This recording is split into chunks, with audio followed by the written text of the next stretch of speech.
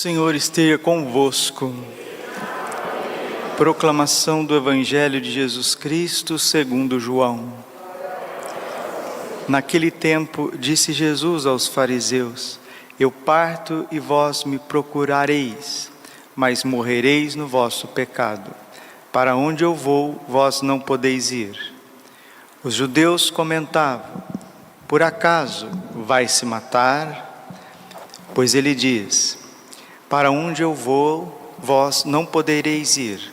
Jesus continuou: Vós sois daqui de baixo, e eu sou do alto. Vós sois deste mundo, e eu não sou deste mundo. Disse-vos que morrereis nos vossos pecados, porque se não acreditais que eu sou, morrerei nos vossos pecados. Perguntaram-lhe, pois: Quem és tu, então? Jesus respondeu: O que vos digo desde o começo. Tenho muitas coisas a dizer-vos a vosso respeito e a julgar também. Mas aquele que me enviou é fidedigno, e o que eu ouvi da parte dele é o que falo para o mundo. Eles não compreenderam que lhes estava falando do Pai. Por isso Jesus continuou: Quando tiverdes elevado o Filho do Homem, então sabereis que eu sou, e que nada faço por mim mesmo, mas apenas falo aquilo que o Pai me ensinou. Aquele que me enviou está comigo. Ele não me deixou sozinho, porque sempre faço o que é do seu agrado. Enquanto Jesus assim falava, muitos acreditaram nele. Palavra da salvação. Ave Maria, cheia de graça, o Senhor é convosco. Bendita sois vós entre as mulheres, bendito é o fruto do vosso ventre, Jesus. Santa Maria, Mãe de Deus, rogai por nós, pecadores, agora e na hora de nossa morte. Amém. Podemos sentar um pouquinho. Jesus, manso e humilde de coração. Tudo passa pela cruz. A missão salvífica de Jesus, ela culmina na cruz para nos trazer a ressurreição, mas passa pela cruz. É uma necessidade. A cruz é uma necessidade. Para nós, às vezes a gente acha que não precisaria, poderia ser de outro modo, mas se tivesse outro modo, com certeza o Pai teria nos dado outro modo. Não tem. A cruz é necessária. Porque se não passarmos pela cruz, o pecado nos mata, o pecado nos destrói. Precisamos da cruz. A cruz é um remédio. A cruz tira o veneno que o pecado deixou dentro de nós. A cruz nos liberta, a cruz nos cura. Ela coloca cada um de nós no seu devido lugar. Por isso que Jesus foi para a cruz. E quem não quiser abraçar a sua cruz com amor e com misericórdia, vai morrer esmagado por ela. Nos ensina São Luís Grignon de Montfort e com ele muitos santos, muitos santos. Padre, mas nós temos repulsa do sofrimento. Nós não queremos sofrer. Nós não queremos passar por dessabores na nossa vida. Sim, de fato. Tem coisas que se a gente pudesse evitar, a gente evitaria 1000 vezes, mas não podendo, nós precisamos abraçar a cruz e pedir não só a disposição de seguir Jesus, mas a disposição de seguir amando e amar sofrendo. É a oração de Santo Curadars. Que eu vos ame, Senhor, que eu vos ame amando e que eu sofra, que eu vos ame sofrendo e que eu sofra amando. Amar sofrendo e sofrer amando. Ah, mas aí isso não é boa notícia, isso não é evangelho. É sim, senhor, é sim, senhora. Quem ama sofrendo e quem sofre amando se assemelha a nosso Senhor Jesus Cristo. Se assemelha à Virgem Maria. E vence todas as batalhas, vence todos os inimigos. Por que nós chegamos nessa situação que chegamos? Veja a situação que o Brasil, o mundo se encontra. O livro dos Números, na primeira leitura da missa de hoje, mostra muito isso para nós. Esse ponto que nós chegamos repete-se. Números capítulo 21, versículo 4. Naqueles dias, os filhos de Israel partiram do Monte Hor, pelo caminho que leva ao Mar Vermelho, para contornarem o país de Edom. Durante a viagem, o povo começou a impacientar-se e se pôs a falar contra Deus e contra Moisés, dizendo: porque nos fizeste sair do Egito para morrermos no deserto? Não há pão, falta água, e já estamos com nojo desse alimento miserável. Já estamos com nojo desse alimento miserável. Durante a viagem, o povo começou a impacientar-se e pôs-se a falar contra Deus e contra Moisés. Durante a viagem da nossa vida, rumo ao céu, rumo à terra prometida, muitas vezes a gente começa a se impacientar, a gente começa a desanimar e a murmurar contra Deus. Padre, eu não tenho nada contra Deus não, meus problemas são eu e eu mesmo e as pessoas que estão ao meu redor. Eu não tenho nada contra Deus. Meus irmãos, dizer que nós somos pecadores e dizer que nós temos uma revolta contra Deus é a mesma coisa. Mas essa revolta ela não fica clara. Ela não fica clara, mas ela está escondida. E quando vem as adversidades da vida, quando vem os problemas da vida, essa revolta contra Deus, ela vem à tona, como aconteceu com o povo no deserto, lá no Antigo Testamento. E começou a falar do alimento, que era um alimento que eles já estavam enjoados e tinham até nojo. Aqui não é o Padre Braulio que está fazendo uma interpretação, mas é o que muitos santos nos dizem quando nos falam da Eucaristia, do corpo e o sangue de Cristo. A atitude de uma multidão de católicos é uma atitude de quem já enjoou do alimento sagrado, quem já não espera mais nada do divino alimento. Eu vou lá na igreja, é tudo a mesma coisa, é isso, é aquilo, eu vou quando eu quero, se eu não quero eu não vou. E não dá valor na Eucaristia, as crianças não têm uma catequese eucarística, os jovens não têm uma vida eucarística de aprender a adorar o Santíssimo Sacramento, as famílias caem no trabalho, no ativismo da vida, não adoram o Santíssimo Sacramento. Os padres têm que cuidar de um povo que está corrido por um sistema maluco, por um sistema opressor, por um sistema capitalista, dinheirista, materialista, ativista. Os padres têm que cuidar desse tipo de povo que já está correndo. Então os padres também perdem a vida eucarística. E lá pelas tantas, pelos problemas da vida, pelas dificuldades da vida, o que aconteceu com o povo no deserto acontece conosco. Já estamos enjoados. É a mesma coisa.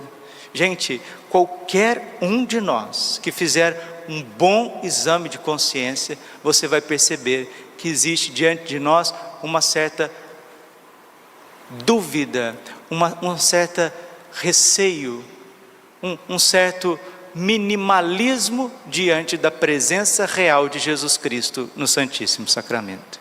Quantas vezes o Espírito Santo, o anjo da guarda nos convida a adorar, e a gente diz, depois eu vou. Ou então, mas está calor, mas lá na capela vai ter barulho, mas não tem ar-condicionado, eu tenho que atravessar a cidade, eu tenho que pegar o carro, mas lá eu não gosto, mas agora está quente, mas esse momento eu não vou conseguir concentrar. É sempre dando uma desculpa para não estar na presença de Jesus no Santíssimo Sacramento. O que é isso? É a mesma atitude do povo, uma impaciência com a pobreza de Jesus Cristo, uma impaciência contra o silêncio de Jesus, uma impaciência contra a forma que Deus tem de nos alimentar, que é alimentar-nos com o seu corpo e seu sangue, esta maior invenção de amor, diz Santo Agostinho, sendo Ele onipotente, não pôde dar-se mais, sendo Ele onisciente, não pôde mais inventar um modo de nos amar mais do que no Santíssimo Sacramento, e as nossas atitudes do dia a dia, da correria da vida, graças a Deus tem pessoas que vivem para a Eucaristia, já não conseguem mais viver sem o Santíssimo Sacramento, graças a Deus sempre tem o pequeno resto, sempre tem aqueles que Nossa Senhora formou na sua escola, no seu coração imaculado. Essas pessoas, elas priorizam a Eucaristia, o corpo e o sangue de Cristo, acima de tudo. Mas porque nós vivemos numa sociedade, desculpe meus queridos, é aqui a palavra de Deus, uma sociedade que tem nojo de Deus. Esta é a verdade. Nós vivemos numa sociedade que tem nojo de Deus. Por isso que nós estamos chegando na situação que estamos chegando. Não poder celebrar, não poder trabalhar, não poder fazer o que precisa fazer. E ontem, quando vinha rezando, me veio claramente à mente, me veio lucidamente a profecia de Nossa Senhora em Simbres. As crianças perguntaram para a Virgem, as duas meninas, o comunismo vai chegar no Brasil? Nossa Senhora respondia só sim ou não. Nossa Senhora disse sim. Mas virá em todo o Brasil? Sim. Em todas as capitais? Sim. Também no interior? Não. Padre Francisco Amaral teve a oportunidade de estar no leito de morte da irmã Adélia. Conversou com a irmã Adélia. Uma das últimas coisas que o Padre Francisco perguntou para ela foi justamente essa: irmã, o comunismo virá ao Brasil? E a irmã Adélia, vidente, confidente de Nossa Senhora das Graças em Simbres, no Pernambuco, no Brasil, disse: sim, o comunismo virá ao Brasil, mas virá de fora. O comunismo virá ao Brasil e virá de fora. Se o povo não se converter, Nossa Senhora disse, a irmã também, se o povo não rezar, se o povo não fizer penitência, o comunismo irá assolar o Brasil. E não é que essa profecia de Simbres vai se cumprir, não, ela já está se cumprindo. Esses lockdowns em cima da Semana Santa é comunismo puro e simples. E se o senhor e a senhora não enxergou isso, o senhor não enxergou absolutamente nada. Virá de fora. As sanções vêm de fora. O Estado que governa a Europa e as Américas já não são as soberanias nacionais. Não. Já não é a Itália que governa a Itália, já não é a Alemanha que governa a Alemanha, já não é a Dinamarca que governa a Dinamarca, já não é a Espanha que governa a Espanha, já não é a Argentina que governa a Argentina, já não é o Brasil que governa o Brasil, já não é o México que governa o México, e pasmem, já não é os Estados Unidos que governa os Estados Unidos. As profecias estão se cumprindo. O comunismo, o controle, o totalitarismo virá de fora. Mas quem são esses? Esta é a pergunta. Quem são esses? É um Estado profundo. É um Estado que eles são donos dos bancos, são donos das corporações, são donos das grandes empresas de petróleo, de ouro, de diamante. As reservas do mundo estão nas mãos deles. Eles são articulados porque eles se reproduzem só entre si há muitos séculos. São 12, 13 famílias que só casam entre si, têm seus filhos, suas doutrinas, estão nas cortes, são donos dos bancos. Vários jornalistas, filósofos, pessoas inteligentes já estão denunciando isso nos Estados Unidos, mas muitos são tolhidos, muitos são calados. Então a Europa e as Américas, ela é amordaçada por esse Estado profundo, de cunho sionista, que têm até raízes no judaísmo, e que não são judeus, se dizem judeus, mas não são. Cito a palavra de Deus, Apocalipse capítulo 2, versículo 9. Se dizem judeus, mas não são, é uma verdadeira sinagoga de Satanás. 1 Tessalonicenses capítulo 2, versículo 15. Esses tais judeus perseguiram e mataram o nosso Senhor Jesus Cristo. Perseguiram a igreja de Deus na Judéia, nos perseguem e se tornaram inimigos de todos os homens. 1 Tessalonicenses capítulo 2, versículo 15. Consulte a sua Bíblia, abra a sua Bíblia, veja o que Deus está falando. É contra isso que nós estamos lutando. Eles quebram soberanias, eles criam revoluções, eles financiam guerras, e a gente acha que o problema é municipal. A gente acha que o problema é simplesmente a nível de governo de estado. Tem muita gente trabalhando para a mentalidade sórdida desses senhores, que se tornaram inimigos de todos os homens. 1 Tessalonicenses 2,15. Se dizem judeus, mas não são. Apocalipse 2,9. Mas uma verdadeira sinagoga de Satanás. Você sabe o que é sinagoga? Sinagoga é onde se reza, onde se presta culto a Deus. O Apocalipse está dizendo que eles prestam culto a Satanás. Eles dão o seu sangue a Satanás. Eles dão a sua liberdade a Satanás. E recebem de Satanás o seu poder. 1 João 5,19. O mundo inteiro jaz sobre o poder do maligno. Então é contra isso que a Europa está lutando. É contra isso que as Américas estão lutando. E no Médio Oriente, em alguns países da África, o califado árabe. Esse movimento radical islâmico, que também é anticristo, que vem perseguindo, matando cruelmente os cristãos. E no extremo asiático, o domínio chinês, comunista, totalitarista, tecnocrático. Se você não enxergou isso, meu querido católico, minha querida católica, você não enxergou nada. Você não enxergou nada. Se você não celebrar a Santa Missa, se você não celebrar a Semana Santa, se o Ocidente não celebrar a Semana Santa, saiba que tem raízes muito mais profundas do que um vírus, muito mais. E Nossa Senhora vem descortinando o inimigo. Efésios capítulo 5, versículo 18. Não tenhais cumplicidade com as obras infrutíferas das trevas, pelo contrário, condenai-as abertamente.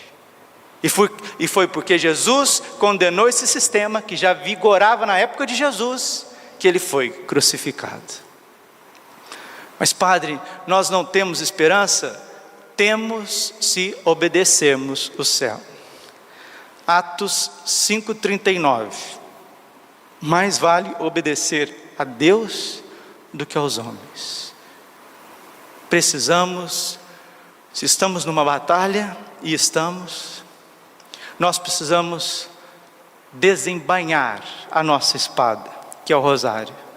Nós precisamos cada vez mais concentrar diante do Santíssimo. Eu já venho falando isso para vocês, vocês vêm acompanhando aqui na capela, alguns vêm acompanhando no canal, já quase um ano. A batalha está cada vez mais intensa, e as nossas atitudes muitas vezes estão numa atitude de quem quer construir uma vida maravilhosa nesse sistema sórdido.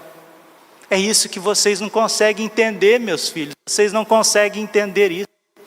Vocês nunca vão entender isso enquanto não fechar tudo, enquanto não proibir tudo, enquanto não ficar dando raçãozinha para vocês, para nós, na porta da nossa casa. Nós não vamos entender isso. Nós achamos que nós temos que trabalhar como fizemos a vida inteira, pagar as nossas contas como fizemos a vida inteira, e o que sobra a gente vai, talvez a gente dê para Deus 1/3, talvez a gente dê para Deus um estudo mais profundo de alguma coisa, uma meditação bíblica. Não estou falando daqueles coitadinhos que vêm na missa, eu estou falando, olha o tamanho da sociedade, olha a quantidade de batizados, olha a atitude dos batizados no dia a dia, olha a atitude das famílias no dia a dia. Gente, Mas não precisa de profecia, não precisa de Bíblia, é só ter olho no rosto. Vejam se essas pessoas vivem para o céu. Vejam se essas pessoas vivem para ter santidade de vida. Vejam se eles vivem num mundo onde que nós estamos num combate. Não, é como se aqui fosse um parque de diversão. Vamos curtir a vida. Tinha até um filme, né? Na sessão da tarde que passava quando a gente era adolescente, curtindo a vida doidado, né? Parece que o lema dessa sociedade é isso, e é de gente grande, gente já que está com cabelo grisalho, de gente com barba. Vamos curtir a vida doidado. Agora que inventaram redes sociais, então, agora que tem internet, vamos curtir mais a vida adoidado. E é onde que nós chegamos. Então Nossa Senhora está tentando acordar um pequeno resto, para que possa resistir com a oração do rosário, adoração ao Santíssimo. Mas para que o Santíssimo seja adorado, para que o Santíssimo seja dado como alimento, precisamos de sacerdotes, precisamos de padres, para que a voz da igreja chegue aos corações, chegue aos confins. Precisamos de bispos, de pastores, e a mordaça está vindo em todos. O Papa Leão XIII, ele sempre dizia: o que me espanta não é a audácia dos maus, mas a covardia dos bons. Na Alemanha foi desse jeito. Vinha uma sanção, vinha outra, vinha um protocolo, vinha outro, e todo mundo foi dizendo amém. Por fim, o nazismo estava tomando conta não só da Alemanha, mas da Europa inteira, e quis tomar conta de todo mundo. Isso é a Segunda Guerra Mundial. Vamos pedir a Nossa Senhora, Rainha da Paz, pelo nosso jejum, pela nossa oração, pelo nosso clamor, que Deus possa ouvir, como está em Êxodo 3:20, eu vi, eu ouvi, eu senti o clamor do meu povo e o socorri. Vamos fazer essa corrente de oração, como muitos têm feito, né? Graças a Deus, o Instituto Hesed, o Frei Gilson, muitas pessoas na internet também, usando a internet como um mecanismo de salvação. Porque se realmente quisessem acabar com a pandemia, as atitudes seriam diferentes. Se a pandemia precisasse realmente ser combatida, ela seria combatida previamente, com protocolos. E aonde querem fazer isso, eles vêm solapando, vêm tirando, não estão preocupados com a vida biológica das pessoas, não estão. É preciso enxergar isso e combater. Glória ao Pai, ao Filho e ao Espírito Santo, como era no princípio, agora e sempre.